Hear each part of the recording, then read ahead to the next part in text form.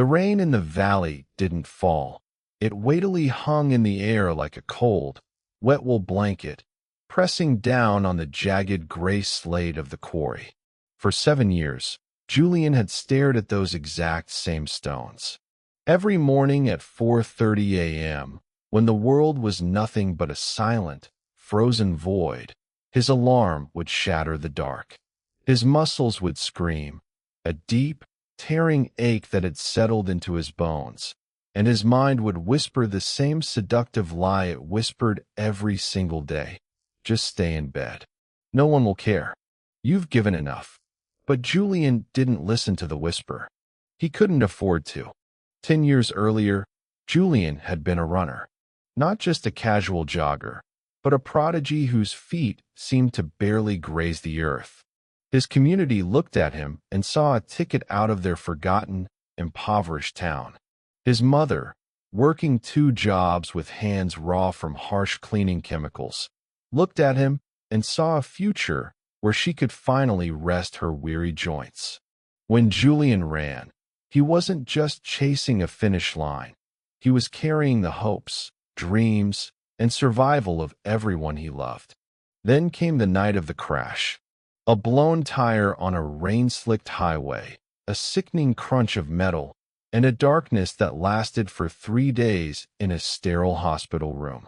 When Julian woke up, the doctor wouldn't look him in the eye. His right leg was shattered in 3 places, held together now by a complex lattice of titanium rods and screws. "You'll walk again with a cane," the specialist had said, his voice flat with clinical certainty. "But competitive running? I'm sorry, son. The nerve damage is too severe. The dream is over." When they brought him home, Julian sat in his small bedroom and watched his mother cry in the kitchen, trying to figure out how they would pay the mounting medical bills. The crushing weight of despair was a physical entity in the room. He felt like a ghost walking in his own skin. The ambition that had once burned like a wildfire inside him had been reduced to cold, gray ash. He spent months staring at the wall, wishing the accident had just taken his life instead of his purpose. One evening, he watched his mother collapse onto the couch, too exhausted to even take off her shoes. Her hands were trembling. In that quiet, agonizing moment, something shifted inside Julian. The emotional pain of seeing her break was suddenly vaster and deeper than the physical pain in his leg. He realized that if he gave up, he was condemning her to this hardship forever. He didn't have his speed anymore. He didn't have his natural gift. But he realized he still had one thing the accident couldn't touch: his will. The next morning, the discipline began. It wasn't born out of a sudden burst of inspiration or a cinematic wave of motivation. It was born out of desperate, brutal necessity. He forced his rigid, agonizing leg out of bed. He stood up, gasped as white-hot needles shot up his thigh, and took one step. Then another. He walked to the kitchen, made his mother breakfast, and told her he was going to find work. Because of his physical limitations, the only job he could secure was at the local stone quarry, sorting and lifting smaller slabs of slate. It was backbreaking labor for a healthy man. For Julian, it was a daily descent into purgatory. For the first 2 years, every single day was a battle against his own biology. Motivation was useless here. Motivation lasted for the first hour of the week, and then it evaporated, leaving only the raw, freezing wind and the heavy iron tools. When the alarm went off in the freezing winters, motivation wasn't there to pull him out of bed. Only discipline was. Discipline became his religion. It was the unwavering commitment to the action, completely detached from how he felt. Julian established a rule. He did not allow his brain to negotiate. When the thought arose, "I am too tired," he didn't argue with it. He simply moved his feet. When his leg throbbed so severely he wanted to vomit, he didn't pity himself. He picked up the next stone.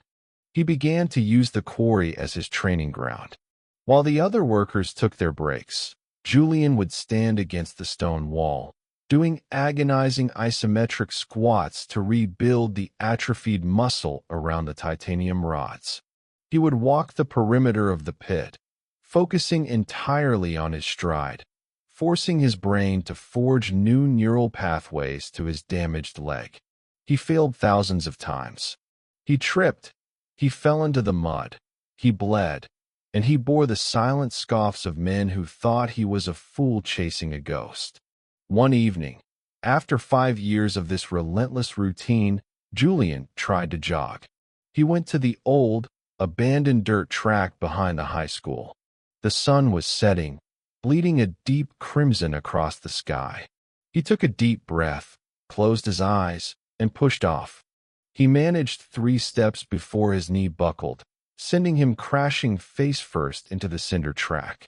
He scraped his hands and his face. He sat there in the dirt, the dust mixing with his tears, sobbing so deeply his chest ached. The grief of what he had lost washed over him all over again, as fresh and violent as the night of the crash. He cried for the boy who used to fly. He cried for the years spent in the dirt.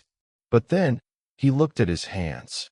They were calloused, thick, and strong from the quarry. He looked at his scarred leg. It was thicker now, built out of sheer, stubborn iron willpower. He wasn't that fragile boy anymore. The fire hadn't died. It had just changed color. It was no longer a bright, flashy flame of talent.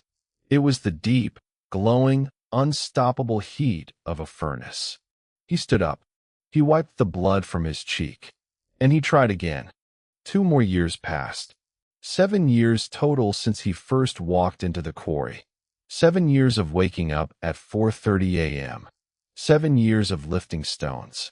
7 years of running in the dark when nobody was watching, nobody was cheering, and nobody cared. Then came the day of the annual Horizon Ultramarathon, a brutal 50-mile race through the very mountains that surrounded his town. It was a race notorious for breaking the elite, a grueling test of ascents and treacherous descents. Julian had saved every spare penny from his quarry wages to pay the entry fee. When he stood at the starting line, surrounded by sponsored athletes in pristine gear and vibrant shoes, he looked entirely out of place. He wore an old cotton t-shirt and shoes he had glued together himself. People looked at his pronounced limp with pity. The starter pistol fired. The first 20 miles were an exercise in pure agony.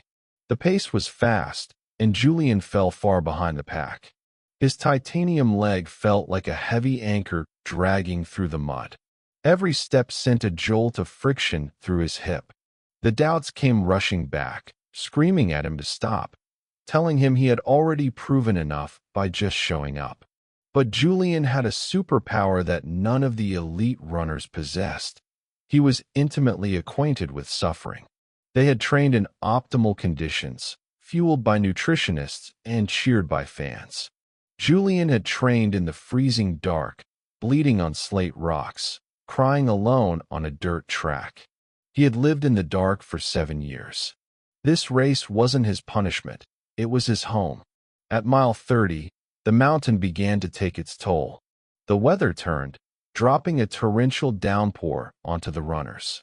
The steep inclines caused the leaders to slow down, their bodies protesting the sudden drop in temperature and the exhausting elevation. This was where the discipline paid off. While others began to falter mentally, Julian's mind slipped into the familiar, emotionless rhythm of the quarry. Lift the stone. Move the foot. Do not negotiate. He didn't look at the mountain. He didn't look at the miles left. He just looked at the 6 feet of mud directly in front of him. One by one, he began to pass them. He passed the runners who had looked at him with pity. He passed the athletes who were cramping, crying, and quitting by the side of the trail. His limp was pronounced, his stride was ugly, and his breath hitched in ragged, painful gasps. But he was moving with the terrifying momentum of a landslide. By mile 45, he was in 3rd place. His body was completely numb. He could no longer feel his right foot. He was moving it purely through the sheer force of his spirit. He was running on nothing but the memory of his mother's tired hands and the 7 years of silent promises he had made to himself in the dark. As he cleared the final crest of the mountain and saw the finish line in the valley below, the rain stopped, and the clouds parted, letting the late afternoon sun hit the track. He saw a small crowd gathered at the barrier, and there, standing right at the front, was his mother.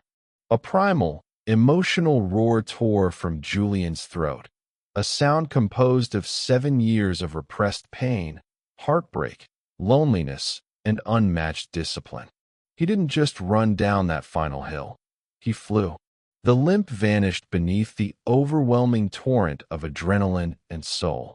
He crossed the finish line in second place, collapsing instantly into the dirt. His mother fell to her knees beside him, wrapping her arms around his shaking, exhausted body, weeping tears of pure awe and relief. Julian looked up at the sky, his chest heaving, the dirt of the track pressed against his skin. He realized then that the tragedy of his youth wasn't the end of his story. It was just the heavy stone he had to lift to build the man he was always meant to become.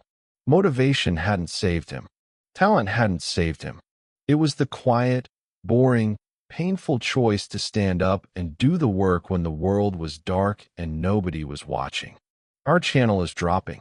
Please support us by liking, subscribing, sharing, and commenting.